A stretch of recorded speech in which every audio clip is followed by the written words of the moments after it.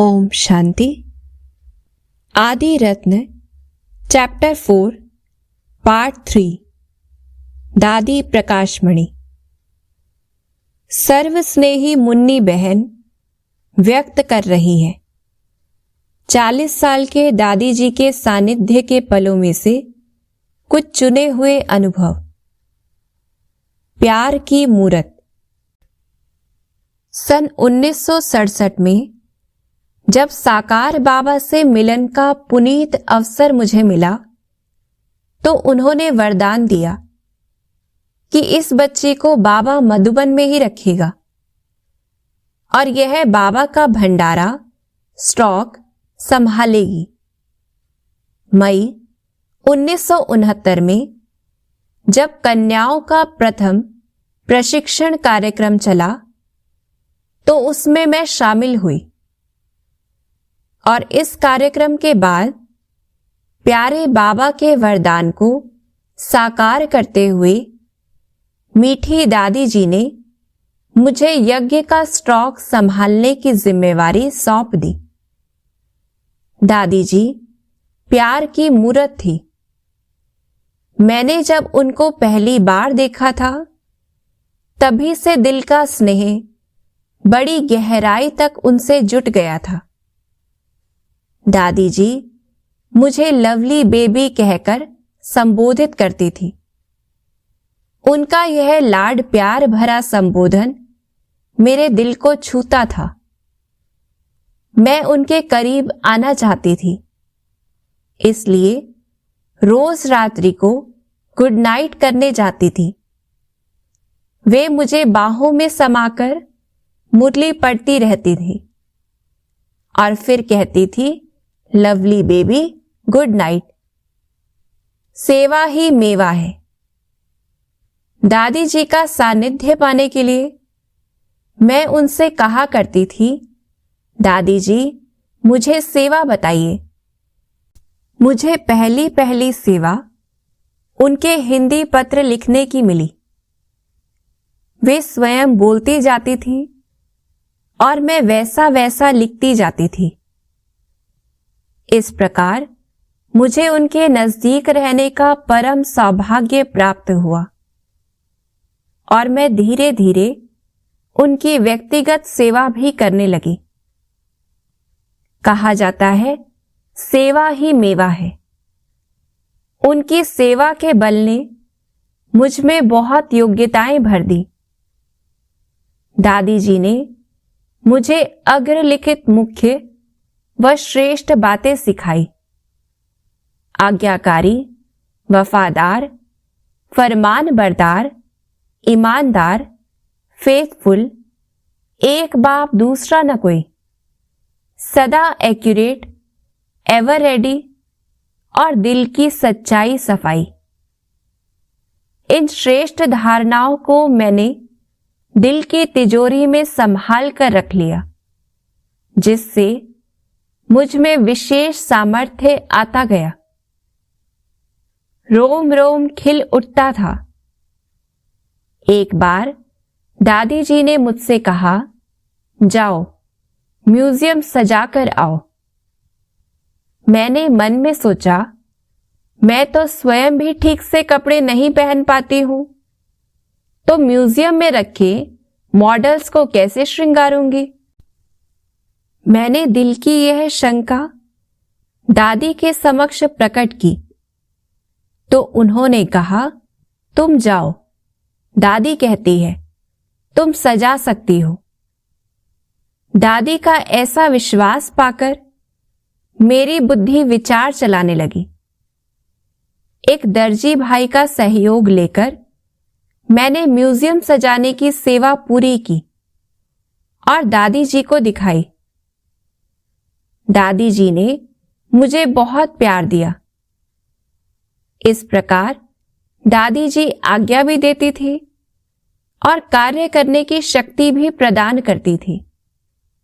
जैसे छोटे बच्चे को कहा जाता है, उसी प्रकार दादी जी कहती थी, मुन्नी अभी यह काम करके आओ। वे बहुत ही प्यार से कहती थी और उनकी इसी प्यार की शक्ति ने यज्ञ सेवा का छोटे से छोटा और बड़े से बड़ा कार्य भी हमको करना सिखा दिया। उनके नयनों से प्यार बरसता था। जब वे प्यार से मुन्नड़ी कहकर बुलाती थी तो मेरा रोम रोम खिल उठता था। ये नजरें दादी की नहीं, स्वयं भगवान की है। दादी जी के अंग संग रहने के कारण कोई भी योग्यता पैदा करने में मुझे कोई खास मेहनत नहीं करनी पड़ी। जैसे पारस के संग रहकर लोहा भी पारस बन जाता है, ऐसे दादी जी के संग रहकर मैं भी योग्य बन गई। सुबह से सायं तक की व्यस्त दिनचर्या में सैकड़ों बार उनके सम्मुख जाना होता। उनकी प्यार भरी दृष्टि पड़ती और मेरे अंदर उमंग उत्साह लहरें मारने लगता। उनके सामीप्य में थकान किसे कहते हैं मैंने नहीं जाना। मुझे महसूस होता रहा कि ये नजरें दादी जी की नहीं, स्वयं भगवान की है जो मुझे निहाल कर रही है। उनके स्पर्श मात्र से दिव्य शक्ति का मुझ में संचार होता था।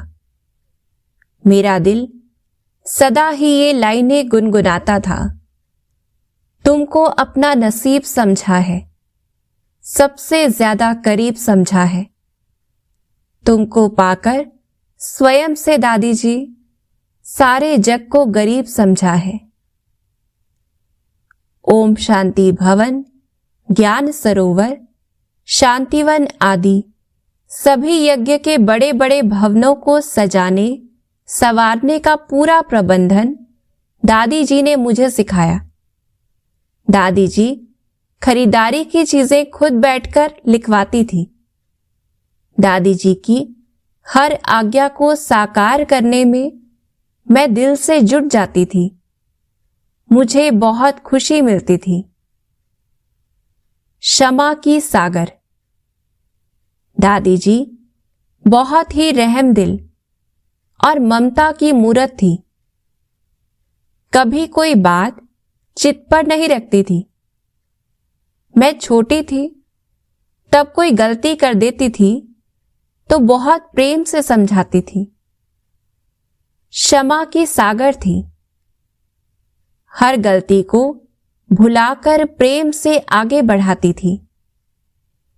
दादी जी स्वयं सदा संतुष्ट रहती थी और उनके बोल थे, सभी यज्ञवत्स सदा खुश और संतुष्ट रहने चाहिए। किसी को कुछ भी चाहिए तो बाबा के भंडारे से उसे अवश्य मिलना चाहिए। यह उनकी भावना होती थी। निद्राजीत और अथक सेवाधारी। दादी जी को सारे ब्राह्मण परिवार से बेहद प्यार था। जो सामने आता था उसका मुस्कुराकर स्वागत करती थी। कहती थी, आओ आओ। वे निद्राजीत और अथक सेवाधारी थी। जब कभी हम कहते थे, दादी अमूक व्यक्ति आपसे मिलने आया है, तो बिस्तर से उठकर भी मिलने को तैयार रहती थी। वे तपस्वी मूरत थी। रात्रि को 2 बजे उठकर तपस्या करती थी। अमृत वेले का योग नियमित करती थी। उस समय उन्हें बाबा से बहुत प्रेरणाएं टचिंग मिलती थी, जिन्हें वे सुनाती भी थी। नजरों में अतीन्द्रिय आनंद। यज्ञ में हजारों ब्राह्मण भाई बहनें तथा अनेक वीआईपीज आते थे। वे हर एक से मिलती थी। चाहे 30,000 भाई बहनें भी आ जाते थे, फिर भी लाइन में सभी उनकी नजरों का अतीन्द्रिय आनंद प्राप्त करते थे। हर कार्य करने में उनका उमंग उत्साह सदा बना रहता था। वे त्याग और सादगी की भी मूरत थी। प्यारे बाबा के स्लोगन, जो खिलाओ, जो पहनाओ, जहां बिठाओ, इसकी पूर्ण धारणा उनके जीवन में देखी। वे मास्टर पालनहार थी। 1000 यज्ञवत्सों और 10,000 निमित्त शिक्षिकाओं सहित सभी को बाप समान पालना देती थी। मेरे दिल की धड़कन, मुरली से उनका जिगरी प्यार था। दिन में 3 बार स्वयं मुरली पढ़ती ही थी। क्लास में सुनाती थी वो अलग। जब तक स्वस्थ रही हमेशा स्वयं ही क्लास में मुरली सुनाती थी। जब तबीयत नरम गरम रहती थी तब भी वे देह में रहते हुए भी देह से न्यारी फरिश्ता स्थिति में रहती थी। कितनी भी तकलीफ हो पूछने पर यही कहती थी, मैं बहुत ठीक हूं। एक दिन तो कहा, मैं बहुत सुखी हूं। वे इस दुनिया में थी ही नहीं।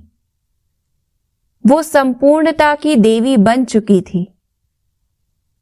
सेवा करते महसूस होता था कि वतनवासी फरिश्ते की सेवा कर रही हूं।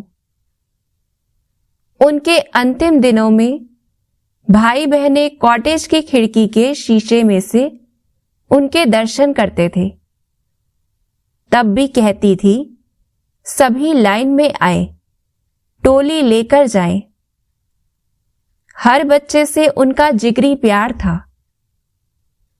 दादी जी का मुस्कुराता हुआ चेहरा और प्यार भरे नयन कभी भूलते नहीं हैं।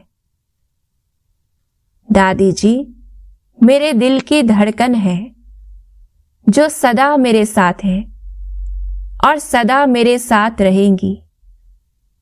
अंत में इतना जरूर कहूंगी, वो दिल कहां से लाऊं, तेरी याद जो भुला दे। ब्रह्मा कुमार आत्म प्रकाश, संपादक ज्ञान अमृत के। वे राजयोगिनी दादी प्रकाश मणि जी के साथ के अनुभव इस प्रकार सुनाते हैं। मास्टर ज्ञान सागर। प्यारी दादी जी, बाबा की अनन्य रत्न मुरब्बी बच्चा तो थी ही, परंतु पुरुषार्थ करते करते हमारे देखते देखते वे बाप समान बन गई। आप कहेंगे कैसे? देखिए, प्यारे बाबा गुणों के सागर हैं। वे ज्ञान के सागर हैं। दादी जी में भी ज्ञान कूट कूट कर भरा हुआ था। बाबा ने उनको चुना जापान में शांति का संदेश देने के लिए। उनमें वो योग्यता थी कि आत्माओं के प्रश्नों के उत्तर दे सकें, उन्हें संतुष्ट कर सकें।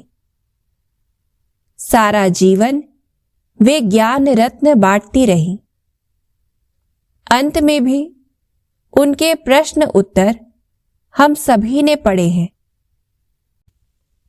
कितने सार गर्भित उत्तर वे अस्वस्थ शारीरिक हालत में भी देती रही हैं। उनमें ज्ञान की पराकाष्ठा थी। वे मास्टर ज्ञान सागर थी। प्यारे बाबा पवित्रता के सागर हैं, तो दादी जी ने भी सारे जीवन में कभी झूठ तक नहीं बोला। यह किसकी निशानी है? असीमित पवित्रता की। झूठ भी नहीं बोला, अन्य बातें तो दूर की रही। यह बहुत बड़ी आश्चर्यकारी धारणा है।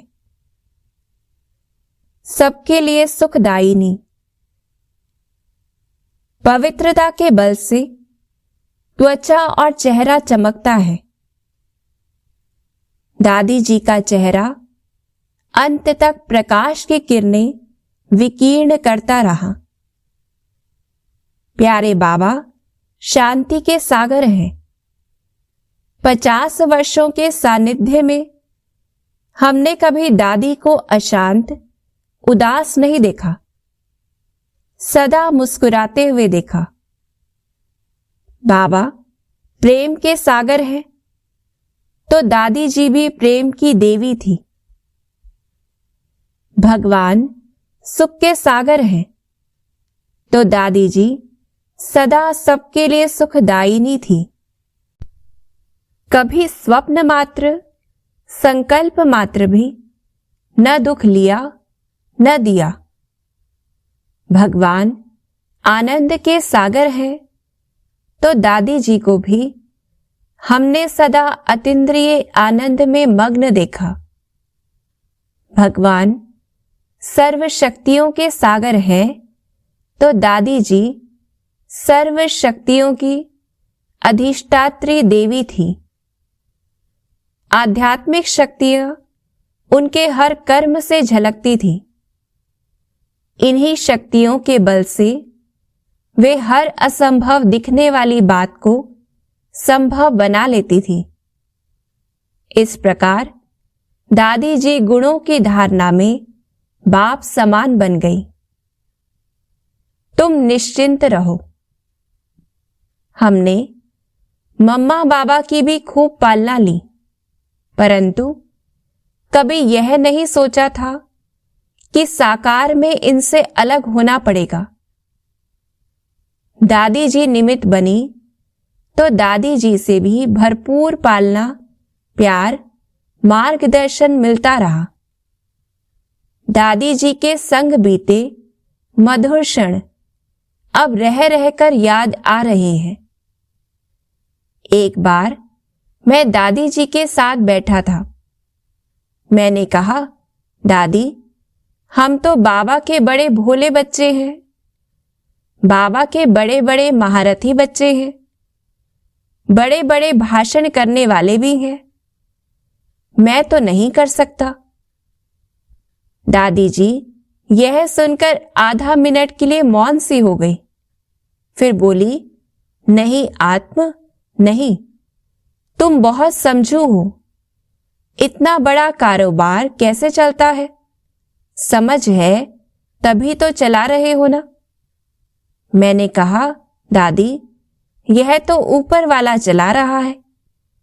दादी ने तुरंत कहा, यही तो समझ है। यह समझना कि सब ऊपर वाला चला रहा है, वास्तविक समझ यही है।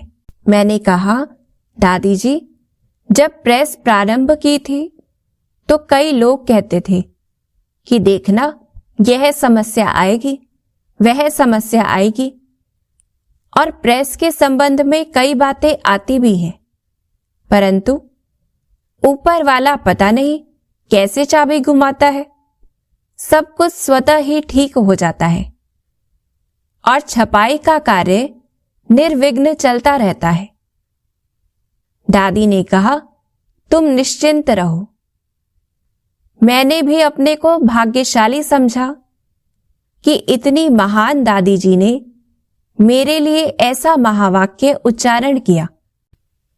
हिसाब चुकता होते हैं। एक बार किसी महारथी ने काफी तकलीफें अनुभव करने के बाद शरीर छोड़ा था। मैंने कहा, दादी, बाबा करे हम ऐसी तकलीफ सहन करके न जाएं। ऐसा पुरुषार्थ और सेवा करने के बाद भी तकलीफें आती है तो अच्छा नहीं लगता। दादी ने कहा, चुप, ये सब हिसाब किताब यहां चुकता होते हैं। बाबा ने कहा है पॉलिश होती है। जन्म जन्म के हिसाब किताब, लेन देन अगर यहां चुकता हो जाएंगे तो धर्मराज के सामने उसे सलाम भी करने की जरूरत नहीं पड़ेगी और ही धर्मराज उसको सलाम करेगा। मैंने कहा, दादी, हम तो बैठे बैठे उड़ जाना चाहते हैं। दादी ने कहा, शरीर से न्यारा होने का पुरुषार्थ करो तो ऐसा भी हो सकता है, अर्थात यह भी संभव है। बिन मांगे सब देने वाली। प्रेस में जो भी चीजें छपती थी उन्हें दिखाने मैं अक्सर दादी जी के पास जाता था। चित्र, पत्रिका, पुस्तकें छपती ही रहती थी और इनके कारण बार बार दादी जी के सम्मुख जाना होता ही था। जब पत्रिका ज्ञान अमृत लेकर जाते थे तो चित्र, लेख आदि सब बहुत ध्यान से देखती थी और हमेशा पूछती थी कि कितनी पत्रिकाएं छपती हैं। उस समय संख्या 1,60,000 थी। जब मैं यह संख्या बताता था तो बहुत प्रसन्न होती थी। फिर एक पत्रिका का खर्च और उस पर बचत का भी पूरा हिसाब पूछती थी। इस प्रकार साहित्य के संबंध में उनकी अमूल्य मार्गदर्शना और प्रोत्साहन मिलता रहता था। कारोबार में उनकी दिलचस्पी देखकर हमारा उमंग द्विगुणित हो जाता था। बिन मांगे दादी जी सभी सुविधाएं प्रदान करती थी। हमारे पास पहले बाइंडिंग के लिए अलग से स्थान नहीं था। एक ही जगह छपाई, बाइंडिंग आदि होती थी। दादी जी एक बार मशीन का उद्घाटन करने आई। तब दादी ने देखा कि जगह कम है और कारोबार बहुत विस्तृत, तो स्वयं ही बाइंडिंग के लिए एक पूरा हॉल प्रदान कर दिया। हमारे बिना कहे हर सुविधा प्रदान करने में दादी जी हमेशा पूरी मददगार बनकर रहती थी। दादी जी के वरदानी बोल आज जीवन का आधार बनकर इसे निर्विघ्न आगे बढ़ा रहे हैं और आगे भी बढ़ाते रहेंगे। दादी जी की गुणमूरत छवि अव्यक्त होते भी साकार की भांति दिल में समाई हुई है और प्रेरित, उत्साहित कर रही है। ORC दिल्ली से ब्रह्मा कुमारी आशा बहन दादी जी के साथ का अपना अनुभव इस प्रकार सुनाती है। तुम किसकी आशा हो? मैं स्वयं को पद्मापदम भाग्यशाली समझती हूं कि आदरणीय दादी जी की पालना, मार्गदर्शन एवं सानिध्य मुझे बाल्यकाल से ही प्राप्त हुआ। दादी जी से प्रथम मुलाकात कानपुर में हुई, जब दादी जी हमारे लौकिक घर आई थी।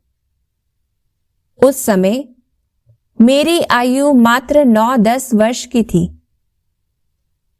दादी जी की दृष्टि बहुत अलौकिक, मधुर, रूहानियत से भरपूर और शक्तिशाली थी। दादी जी ने उस छोटी सी आयु में मेरे से एक प्रश्न पूछकर बाबा का बना दिया। दादी जी ने पूछा, तुम किसकी आशा हो? तो लौकिक माता पिता का नाम लिया कि निर्मला पुरी की हो या बाबा की हो। मेरे कानों में सदा ये शब्द गूंजते रहे, जिन्होंने मुझे बाबा का बना दिया। दादी जी में इतनी पारदर्शिता थी जो किसी भी आत्मा को अपनत्व की अनुभूति करा के अपना बना लेती थी। उनमें आत्मीयता, मातृभाव और मैत्री भाव भरपूर था। वह दिन आज ही है। दादी जी में कुशल प्रशासन कला एवं नेतृत्व कला थी। वे किसी भी सेवा को असंभव नहीं समझती थी और न समझने देती थी। कोलकाता में सन 1974 में मेला हुआ था। तब दादी जी लगभग 15 दिन से अधिक वहां रही थी। मेले में प्रेस कॉन्फ्रेंस बुलाई गई। उसकी प्रेस रिलीज बनानी थी। उस समय वहां कोई बड़े भाई नहीं थे। दादी जी ने मुझे आज्ञा दी कि प्रेस विज्ञप्ति बनाओ। मैंने कहा, दादी जी, मैंने कभी नहीं बनाई है। तो दादी जी ने कहा, कोई तो दिन होगा जो तुम बनाओगी। ऐसा ही समझो कि वह दिन आज ही है। दादी जी ने अपना उदाहरण देकर कहा, यज्ञ में शुरू में मैं ही लिटरेचर लिखती थी, भाई नहीं थे। अतः हमें सब कार्य करना आना चाहिए, ऑलराउंडर बनना चाहिए। दादी जी ने मुझे उत्साह दिया, गाइडेंस दी और दूसरे दिन वह विज्ञप्ति अखबारों में छपी। नवीनता पसंद। दादी जी की नेतृत्व कला की एक खूबी थी कि वे सदा नवीनता पसंद करती थी। जब भी दादी जी से मिलते थे तो कहती थी, क्या नया समाचार है? आपने क्या नया प्लान बनाया है? कौन से वीआईपी से मिली? उन्होंने क्या प्रश्न पूछा? फिर आपने क्या उत्तर दिया? आदि आदि। ऐसा अनुभव होता था कि दादी जी मुख्य प्रशासिका के नाते सब प्रकार की जानकारी रखना पसंद भी करती थी और ऐसा करके हमारा उमंग उत्साह भी बढ़ाया करती थी। शुभ भावनाओं भरा स्नेह। दादी जी स्नेह स्वरूपा थी। वे अपने दिव्य स्नेह से सबका मन जीत लेती थी।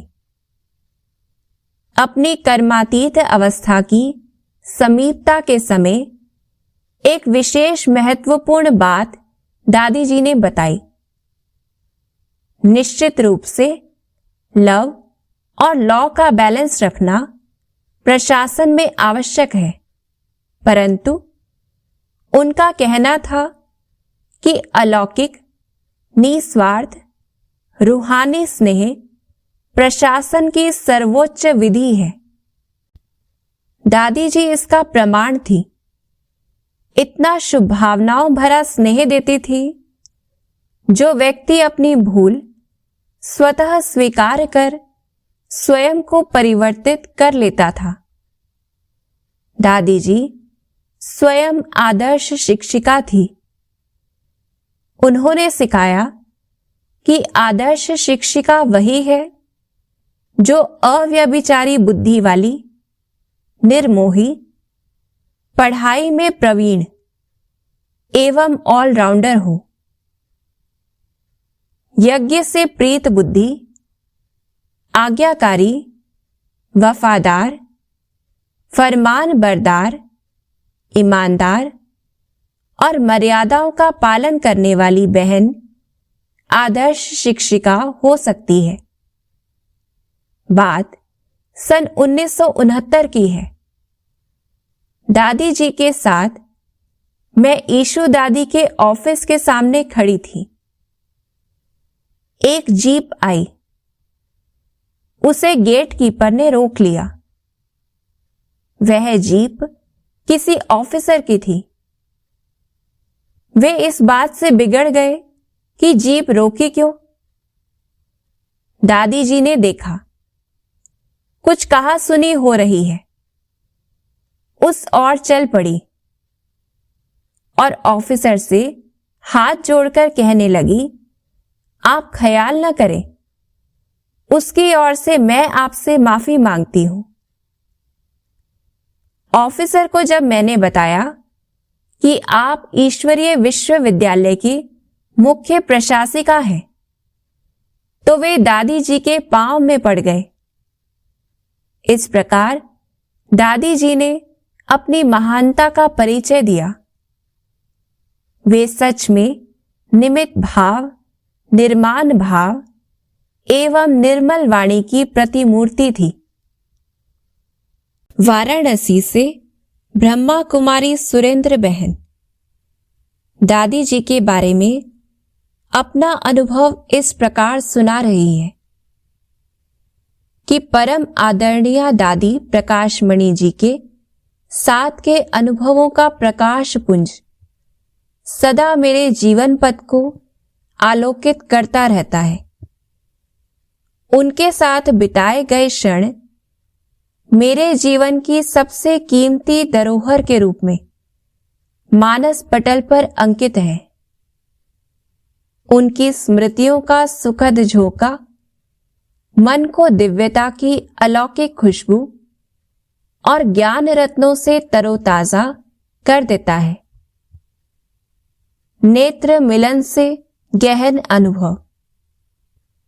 जब दादी जी अस्वस्थ थे, उन दिनों जब कभी उनके सम्मुख जाती थी और अपना नाम बताकर मिलती थी, तो दादी जी आंखें खोल देती थी। नेत्रों द्वारा यह अलौकिक मिलन मुझे गहन आध्यात्मिक अनुभवों की दुनिया में पहुंचा देता था। शब्दों का आध्यात्मिक संयोजन। दादी जी 4 बार ईश्वरीय सेवा अर्थ काशी की पवित्र भूमि में पधारी थी। अंतिम बार वे सारनाथ में बनाए गए आध्यात्मिक संग्रहालय जीवन मूल्य आध्यात्मिक कला मंदिर का उद्घाटन करने पधारी थी। दादी जी ने उस समय बड़े स्नेह और प्यार से कहा था, तुम्हारा नाम सुरेंद्र है और यह म्यूजियम भी बड़ा सुंदर है।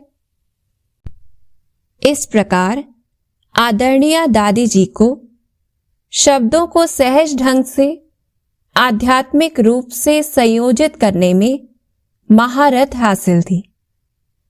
प्रायः जब भी मैं दादी जी से मिलती, वे कहा करती थी कि जैसे बाबा ने कहा है, काशी से बाबा की प्रत्यक्षता होगी, वैसे ही यहां अर्थात म्यूजियम से विशेष सेवा होगी। आज इसे हम प्रत्यक्ष रूप से देख और अनुभव कर रहे हैं। प्रशासन के क्षेत्र में उनका प्रसिद्ध वाक्य स्वयं को हेड समझने से हेडेक होता है और निमित्त समझने से हेडेक अर्थात मानसिक कष्ट दूर होता है। आज प्रशासनिक और प्रबंधन के क्षेत्र में सफलता और कुशलता का महामंत्र बन गया है। दादी जी वास्तव में यज्ञ माता मातेश्वरी जगदम्बा सरस्वती की वास्तविक उत्तराधिकारी थी, जिन्होंने अंतिम श्वास तक बड़े ही प्यार और जिम्मेवारी के साथ सेवा करते हुए यज्ञ को नई ऊंचाइयों तक पहुंचाया। बोझ हो जाता था छू मंतर। दादी जी ने प्रशासनिक क्षेत्र में आध्यात्मिक गुणों एवं शक्तियों का प्रयोग करके संपूर्ण विश्व को एक अनमोल उपहार दिया है। दादी जी ने अपने प्रशासनिक कौशल द्वारा ब्रह्मा कुमारी संस्था को एक वैश्विक संस्था बना दिया। वर्तमान समय में मानव प्रबंधन सबसे बड़ी चुनौती है। दादी जी में प्रत्येक मनुष्य आत्मा में छिपी हुई आंतरिक शक्तियों को पहचानने की अद्भुत शक्ति थी। वे पत्थर को पारस में बदलने की दिव्य कला की साक्षात अवतार थी। दादी जी प्रत्येक मनुष्य आत्मा में गहरा विश्वास करती थी और हर कार्य व्यवहार को सहजता से संपन्न करती थी। उन्होंने कभी प्रशासनिक शक्तियों का केंद्रीकरण नहीं किया। दादी जी के सानिध्य में आने से जिम्मेवारियों का बोझ जैसे छूमंतर हो जाता था। व्यस्तता के बीच सहज रहने की कला मैंने दादी जी से सीखी है। कराया अपनेपन का एहसास। दादी जी के संपर्क में रहकर मैंने परिस्थितियों को बदलते हुए देखा है। उनकी उपस्थिति मात्र से आत्माओं में उमंग उत्साह भर जाता था।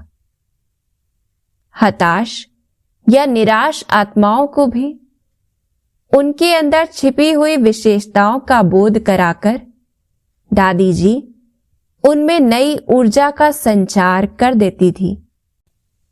इतने बड़े संगठन के कुशल संचालन हेतु दादी जी ने हरेक के विचार और भावनाओं की कद्र करते हुए छोटे बड़े सभी को अपनेपन का एहसास कराया।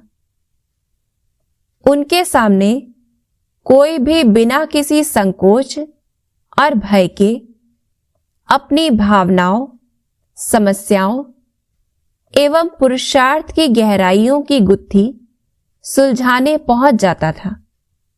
सचमुच दादी प्रकाशमणि एक ऐसी पारसमणि थी जिनके संपर्क में आने वाला हर कोई निश्चल प्रेम, आत्मविश्वास एवं दिव्यता से निखर उठता था।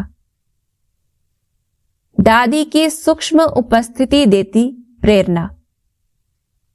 दादी जी के सामने कोई भी जाता, दादी जी उसे निस्वार्थ प्यार, अलौकिक खुशी और शक्ति से संपन्न कर देती थी। यज्ञ के बड़े बड़े कार्यों और सेवाओं को विस्तार देने में दादी जी ने जो महत्वपूर्ण पाठ बजाया है, वह आज हम सभी के लिए अनुकरणीय बन गया है। दादी जी की दिव्य और सूक्ष्म उपस्थिति आज भी हमें प्रेरणा और नई शक्ति प्रदान करती रहती है।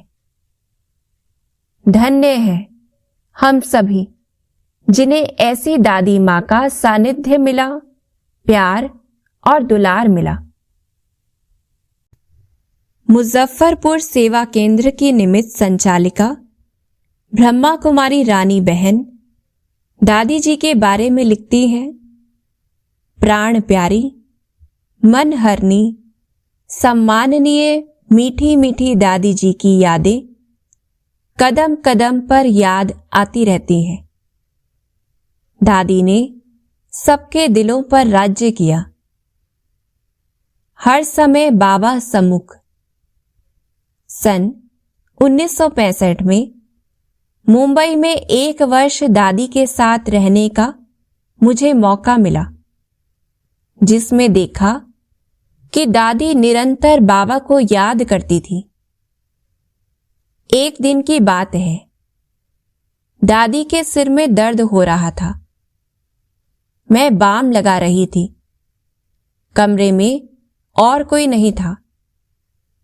अचानक दादी ने कहा, रानी देखो, बाबा मेरे सामने खड़ा है। फिर कुछ समय के बाद दादी बोली, सारे दिन में कोई समय ऐसा नहीं होता जब बाबा मेरे सामने ना हो। मैंने पूछा, दादी कौन सा बाबा? दादी ने कहा, दोनों कंबाइंड है ना। दादी के ये अनुभव के बोल ऐसे मेरे अंदर समा गए कि मैं भी बाबा को हर समय सम्मुख अनुभव करने लगी, याद करने लगी। दिलों को जानने वाली। एक बार की बात है, मुजफ्फरपुर में मकान बन रहा था। मैं अचानक ही मधुबन आ गई।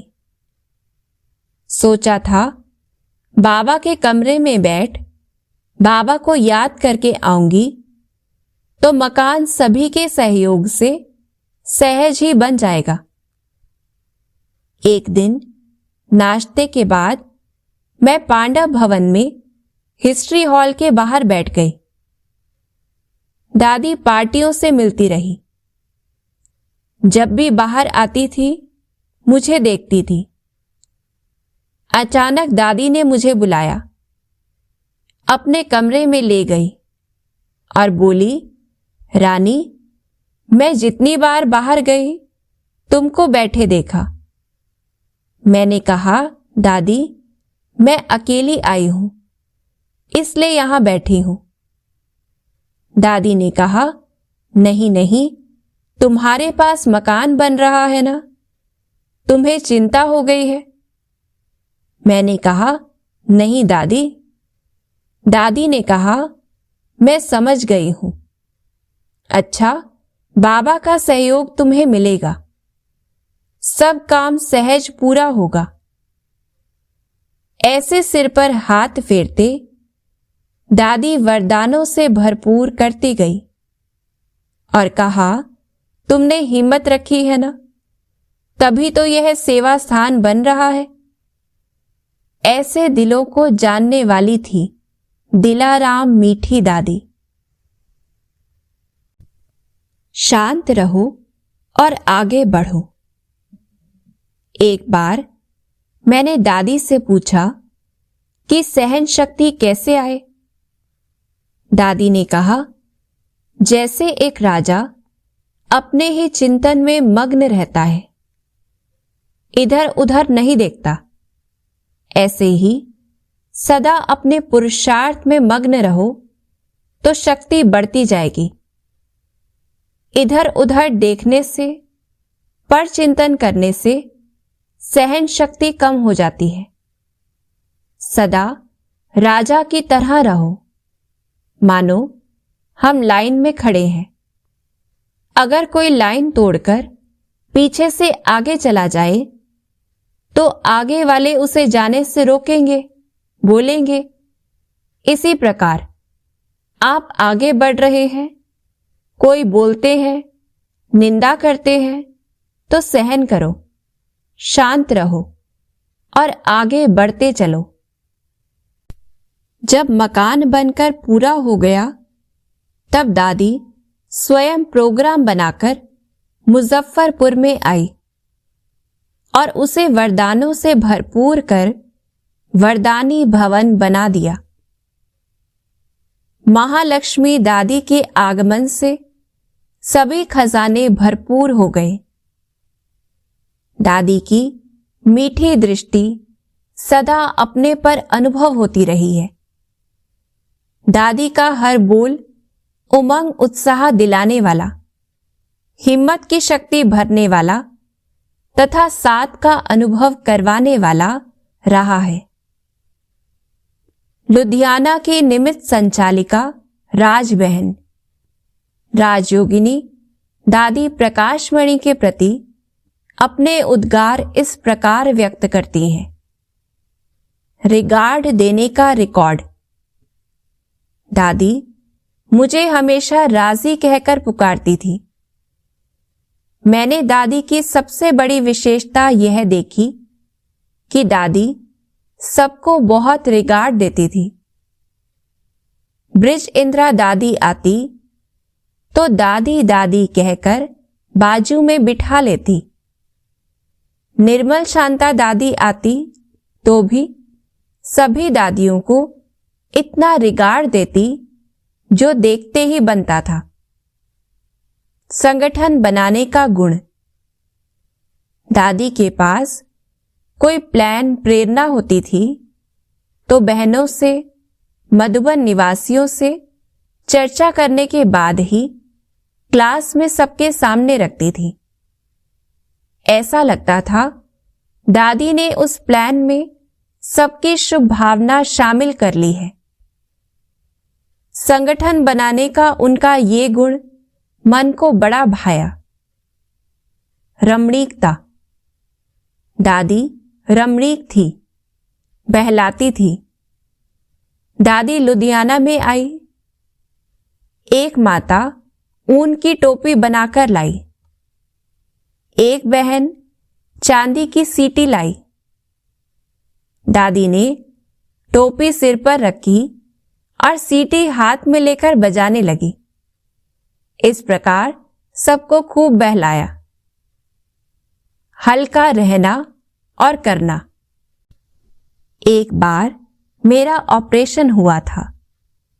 मैं मीटिंग में नहीं आ सकी थी। दादी ने एक बड़ी बहन के हाथ बहुत सौगातें और विशेष याद प्यार भेजी। कोई भी बात होती थी, दिल से सुनकर पूरा हल देती थी। एक बार मैंने एक समस्या के बारे में दादी से विस्तार से बात की। फिर दादी ने 2 दिन बाद मुझे कहा, मैंने सारी पूछताछ की है, तुम इस बात को भूल जाओ। जैसे ही उन्होंने कहा, मैं उनके स्नेह में सब कुछ भूल गई। इस प्रकार वे खुद भी हल्की रहती थी, हमें भी हल्का रखती थी। जिस दिन दादी अव्यक्त हुई, उस दिन दादी के कमरे में योग का प्रोग्राम मिला। जैसे ही मैं कमरे में गई, एकदम अशरीरी हो गई। इतने हल्केपन का मैंने पहली बार अनुभव किया था। कटक सेवा केंद्र की निमित्त संचालिका ब्रह्मा कुमारी कमलेश बहन दादी जी के साथ के अनुभव इस प्रकार व्यक्त करती हैं। सन 1966 में मैंने प्यारी दादी की एक झलक देखी। उस झलक से ही मेरा दादी के प्रति झुकाव और आकर्षण बढ़ने लगा। मुझे अनुभव होने लगा मानो दादी ने मेरे मन को मोह लिया। मुझे लगने लगा कि ये सचमुच दिव्य मूर्ति है, देवी स्वरूपा है। सन 1969 में मैं दादी जी के बहुत नजदीक आ गई, जब दादी जी मधुबन में ही रहने लगी थी। प्यारी दादी की ममता, सरलता, नम्रता, गंभीरता, बुद्धि की विशालता का मैंने बहुत गहराई से अनुभव किया। दादी जी प्यार की मूर्ति थी। एक बार हमने कहा, प्यारी दादी, जैसे हमने बाबा की गोद ली है, वैसे हम आपकी गोद में जाना चाहते हैं। फौरन दादी जी ने मीठी मुस्कान के साथ कहा, आओ आओ, और गोदी में ले लिया तथा पीठ थपथपाई। हमारी सारी थकान दूर हो गई। हमें अनुभव हुआ जैसे हम बाप दादा की गोद में हैं।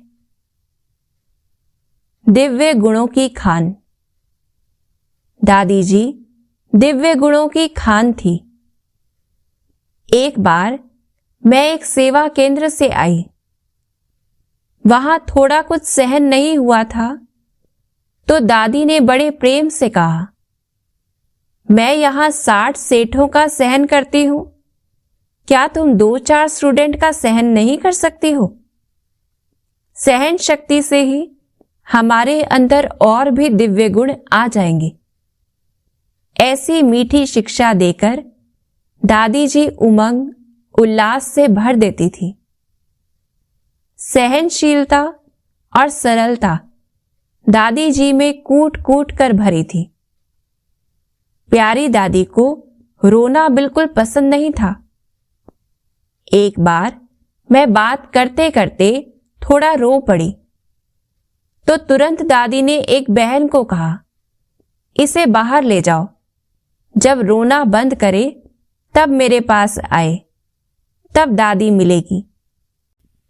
मुझे तुरंत हिम्मत दी और 10 मिनट के बाद जब मैं दादी के पास एकदम हंस के आई, तो दादी ने मुझे बहुत प्यार किया गले लगाया और खुशी दी। कहा, रोता कौन है जिसका पति नहीं? तुम्हारा पति तो सर्वशक्तिमान है। और मुझे दादी जी से शक्ति प्राप्त होने जैसा अनुभव हुआ। फिर मुझे पंजाब सेवा में जाने के लिए राजी किया। मन की बात जानने वाली। जब भी हमने कोई मन की बात प्रकट की, दादी उसे शीघ्र ही पूरा करती। बिना बताए ही दादी को मालूम पड़ जाता था कि हम क्या चाहते हैं।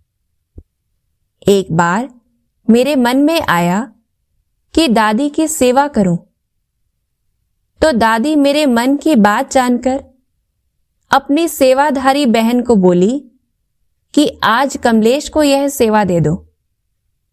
यह सुनकर मेरी खुशी का ठिकाना नहीं रहा। मन में सोचा कि दादी तो पूरी साकार बाबा है।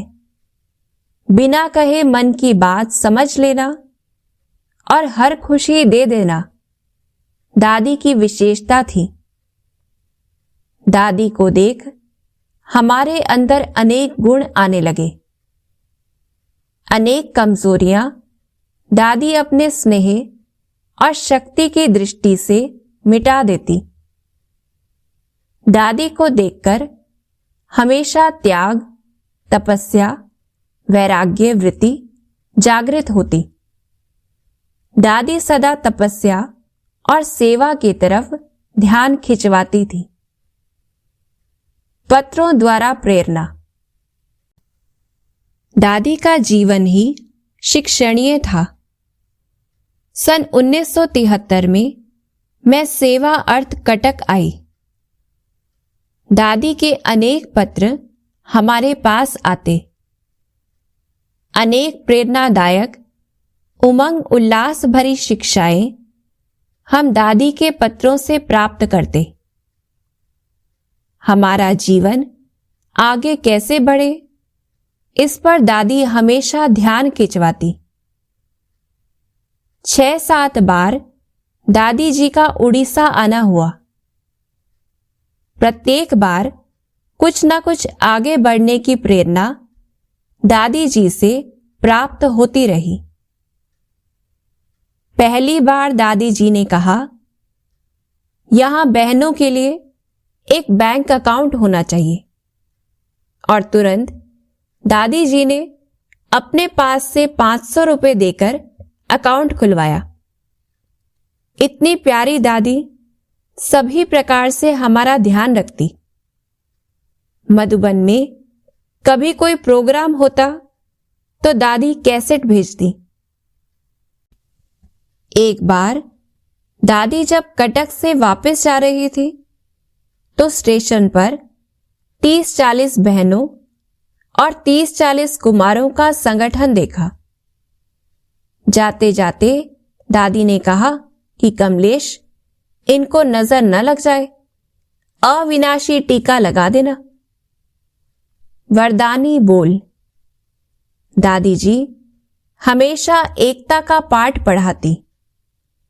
वे सत्यता और पवित्रता की देवी थी। जो बात कह देती थी वो एकदम सत्य हो जाती थी। एक बार जब कटक में जमीन ली, फाउंडेशन डाला गया, प्यारी दादी जी आई। बहुत धूमधाम से कार्यक्रम हुआ। मैंने कहा, दादी जी, आपने फाउंडेशन डाला है तो आपको ही इसका उद्घाटन करना होगा।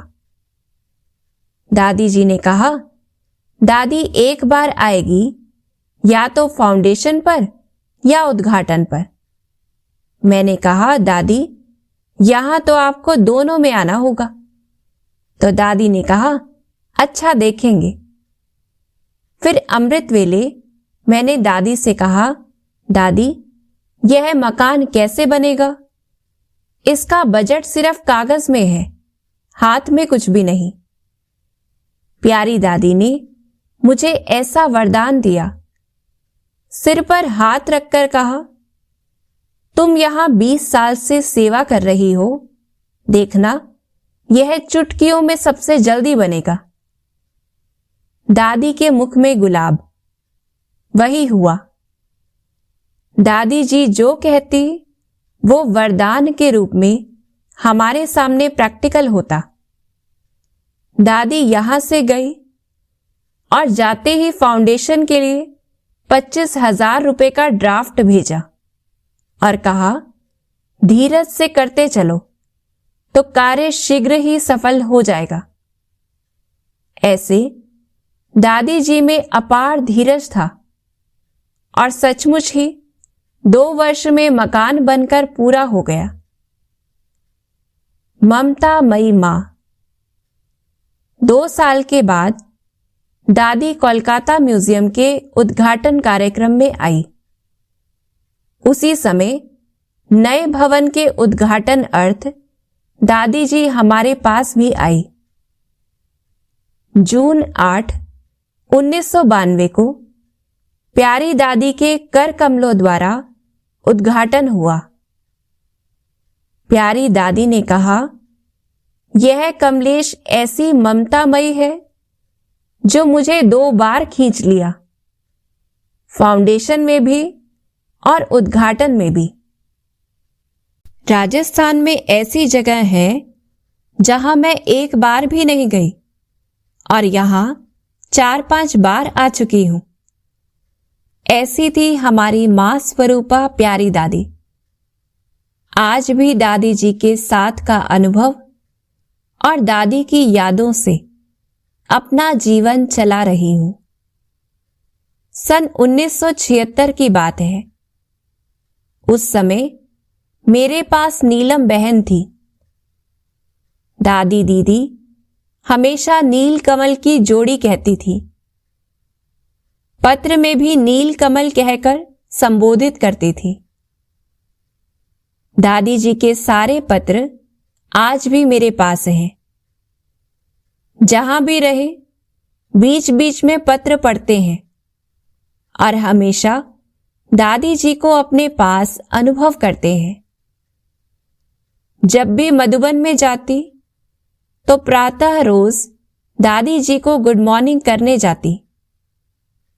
वह 1 मिनट का मिलन, मीठे गुड मॉर्निंग के बोल, दादी से नैन मुलाकात हमारे जीवन में लाखों खुशियां भर देती तो सारा दिन खुशी में ही व्यतीत होता। हमें अनुभव होता दादी का प्यार, दादी की छत्र छाया हमारे साथ है और सदा रहेगी। आज भी हम उसी अनुभव में रहते हैं। बाबा के साथ दादी जी का फोटो मेरे कमरे में है। मैं बाबा और दादी को याद करके कोई भी कार्य करती हूं तो पूर्ण सफलता मिलती है। अनेक दिव्य गुणों का प्रकाश भी प्राप्त होता है। ऐसी प्रेरणा की स्रोत प्यारी दादी जी को हम कभी भूल नहीं सकते। ब्रह्मा कुमारी उर्मिला बहन, संयुक्त संपादिका ज्ञान अमृत की। वे दादी जी के साथ के अनुभव इस प्रकार व्यक्त करती हैं। ब्रह्मा बाबा के बाद छोटी मम्मा के रूप में 40 वर्ष तक यज्ञ कारोबार सर्व की दुआओं के साथ चलाने वाली आदरणीय दादी जी के जीवन के उत्कृष्ट गुण सागर में से कुछ बूंदें प्रस्तुत कर रही हूं। विशाल दिल और परख शक्ति। सन 1978 में हमारे पास के शहर में एक बड़ा मेला लगा था। उस समय हमारी माता जी ही ज्ञान में चलती थी। वे उस मेले में सेवा अर्थ गई थी। मेले का उद्घाटन करने दादी प्रकाशमणि तथा बड़ी दीदी मनमोहिनी दोनों आई हुई थी।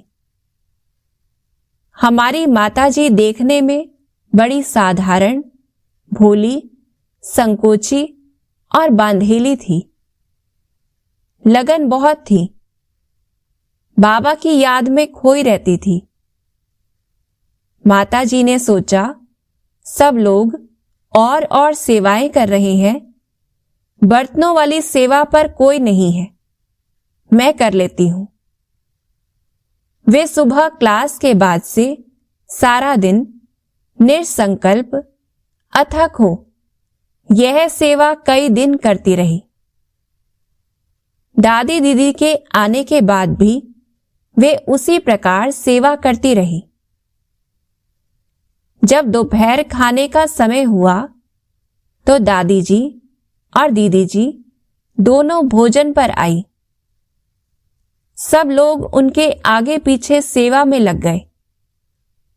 दृष्टि और वरदान बड़ों से पाने की भावना तो हर एक के मन में रहती ही है। माताजी इन सभी बातों से बेखबर अपनी सेवा में तत्पर थी। पर तभी क्या हुआ? दादी ने पहली गिट्टी तोड़ी और बोली, एक माता सुबह से बर्तन साफ कर रही है, वो नहीं दिख रही, उसे बुलाओ। मेले का चक्कर लगाते दादी दीदी ने सब सेवाओं का अवलोकन कर लिया था। माताजी को भी देख लिया था। उनके बुलाने पर माताजी आए, सामने बैठे। दादी दीदी ने बड़े प्यार से मुख में गिट्टी खिलाई, पास बिठाया, प्यार किया, महिमा की। और माताजी की आंखों में से तो ऐसी गंगा यमुना बही कि उनके जन्मों के पाप धुल गए। वे घर लौटी तो उनके नेत्रों से उनके मुखमंडल पर उसी प्यार की चमक फैली थी। फिर तो वे सारा दिन दादी दीदी की महिमा गाती और हमें भी उस महिमा के रस में भिगो लेती। मेरी आयु 13-14 वर्ष की थी। मन में धुंधली सी तस्वीर बनी कि ऐसी कौन महान आत्मा, वो भी नारी है, जिसने मेरी भोली मां के सच्चे दिल को पहचानकर उसमें सच्चा प्यार भर दिया।